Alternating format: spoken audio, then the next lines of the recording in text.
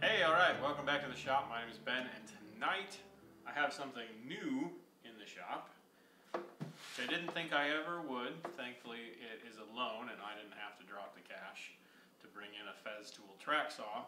I had asked for help picking my next project. First one we're going to start working on is a new built-in live edge desk for my mom.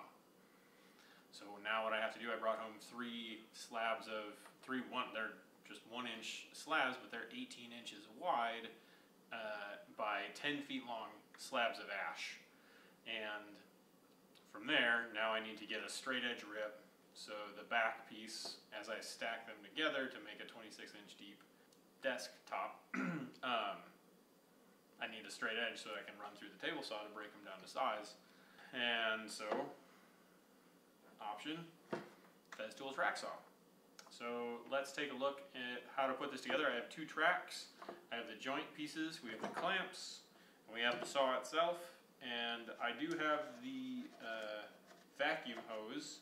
However, it does not fit to my vacuum, and I'm certainly not dropping the cash at this point in time for a FineWoodworking dust extractor. So we're just going to blow dust everywhere. But I'll show you how to set it up, and then we'll get cutting.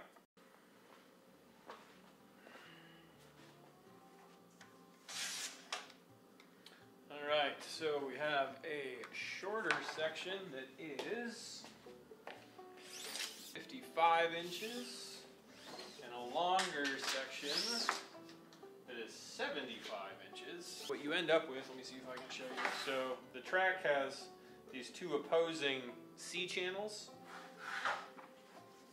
and then you take these bars that have set screws, 4 set screws, slide that in, you tighten the set screw down, and it locks them in place.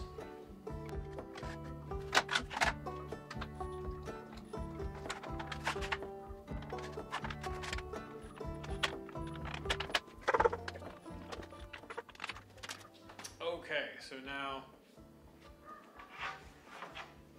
I have one big track. Push that aside, and then I am going to get one of our ash slabs. I'm going to try and just follow the grain here as best as I can. Now comes the fun part. If I wanted to be really specific with the straight edge, I didn't want to shift. You slide these little clampies up. This slides into the track that we just put those connectors in, and then this is a nice little cam lock clamp. So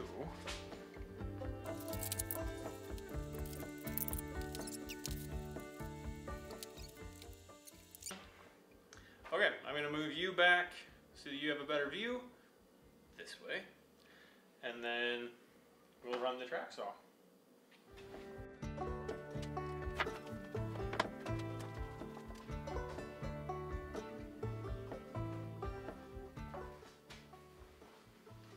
So, other than making a mess, this process went really smooth. I think there's a little bit of an issue. We might have a little bit of a bow in this. So it seemed like it was binding up a little bit. But other than that, that worked really slick. Now to do it 2 more times.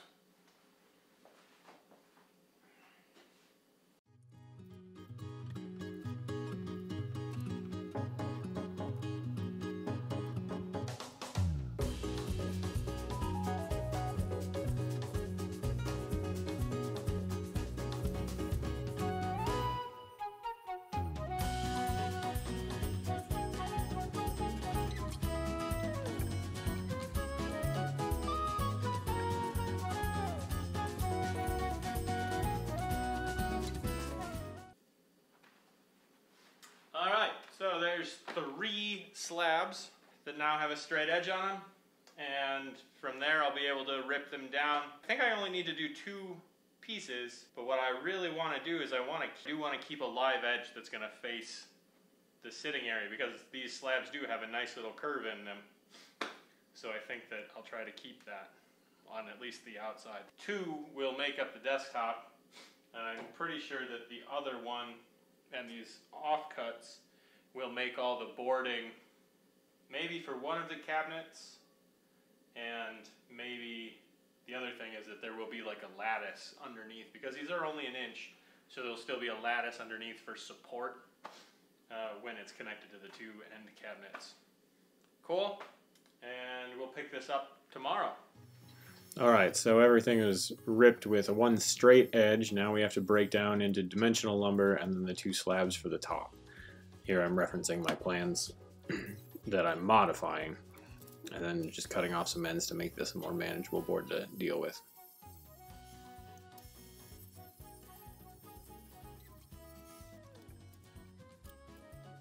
Here we learn about physics.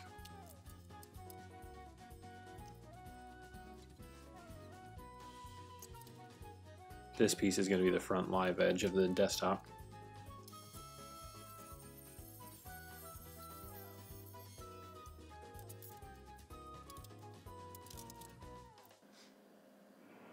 Alright, so these are the 2 tops, or pieces that will become our top.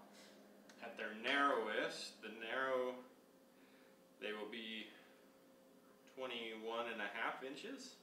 And then we ramp all the way up in this corner to just shy of 26, which I think will be perfect, because the way her office is laid out right now, her computer's over here, and her current desk doesn't go all the way to the wall. So this will go all the way to the wall. We'll be able to put the computer kind of over here at an angle. So with the curve of this front, she can kind of sit in like this, and we'll build a little riser so it's right at eye level. And then she's got all of this extra work surface. And then the cabinet on this end will also have a pull-out work surface, as well as 3 or 4 drawers. And then this other end, I'm not 100% certain if I'm just going to let it sit on top of her filing cabinet, or if I'm going to build a new cabinet for this end. But we shall see. Awesome. Cool, so now we need to surface these. All of our offcuts are over there. Those will all turn into the stretchers and anything else that we need underneath these. Cool, let's get the planer set up.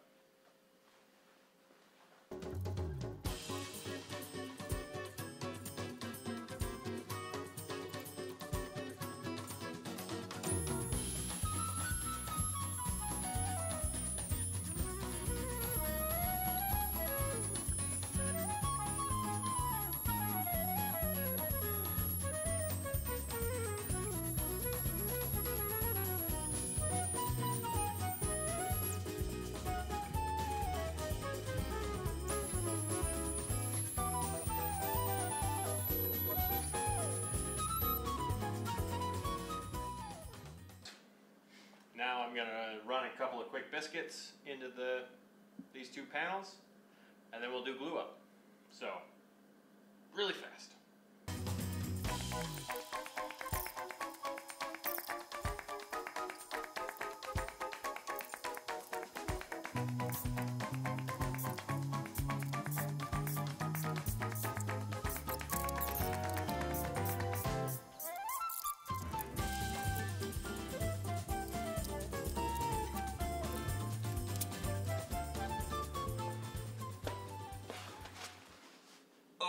So, super important thing about glue ups, doing a dry fit first, because that shows you, 1, you don't know how to use your new clamps. 2, it gives you the time to figure out how to use your new clamps, and then I'll let you know now how this happens. And then also, it helps you think through your glue up procedure. So basically what I'm going to do here, I'm going to flip my parallel clamps around so they're all going this way, and then as we clamp, once it's in glue up, I'll be able to stand it up. Cool. So the thing with these clamps is it's a real pain in the ass to adjust them as they're down here and trying to sneak them under. So 1, figuring out where your clamps need to be, and then, since these are spring-loaded, very carefully not smashing your fingers, place your first clamp, slide that under, all the way to the edge there, and then on this end now, you're able to sneak this one. There we go. And then you can get your jaw set up. So get that ready to snug up. And then when you're ready, once you've got it glued up and the panel back in place, lift that up, slide it in, lift that up, slide it in, and then you just tighten them down.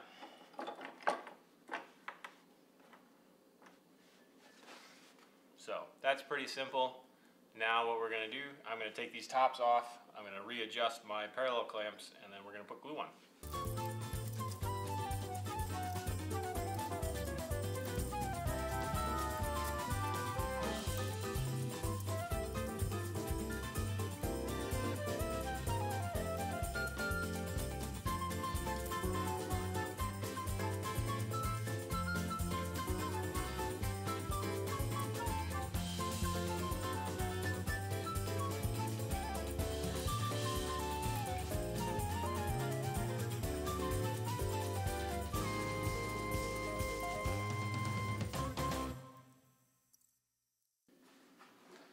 Alright, so that's all in glue up. I think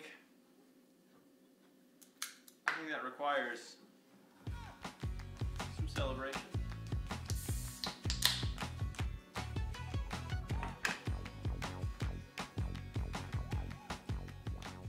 You thought I was going to shotgun it. I'm not going to shotgun it. So, things that I learned in that moment. One, live edge pieces are a pain in the butt to glue up because they don't have a straight edge to stand on. Those clamps, the parallel clamps or the 4-way pressure clamps, seem to be working really awesome. I was getting great squeeze out all the way down my glue joint just with the 4 clamps tightening up. So that was really nice, and also being able to keep them flat so when they pressure came in, they didn't buckle. So that seems to be really good. Something that I didn't think about doing is either waxing the wooden clamps or putting like flashing tape or house wrap tape on the workpiece sides so that the glue from the squeeze out doesn't stick. So that could cause a problem in the future, but I don't think so.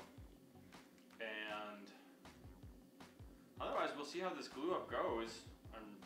It's warm, it's gotten warm, it's like 60 degrees outside, and I've got the door shut and the shop door open. My dad's shop heat is still running, so this should actually be pretty warm. Humidity feels a little high, so that might slow down glue drying, but otherwise this should be pretty good. Working on cutting the pieces for the rails underneath this top. So, cool, thanks for watching. Until next time. So if you enjoyed this part 1 video, I would really appreciate it if you hit the like and subscribe button below, and be sure to hit that bell. This is going to be a multi-part series, so if you hit that bell, you'll get notified every week when the installation, or each installation of this project comes out, and you'll see it start to finish. I really appreciate you following along, and until next time.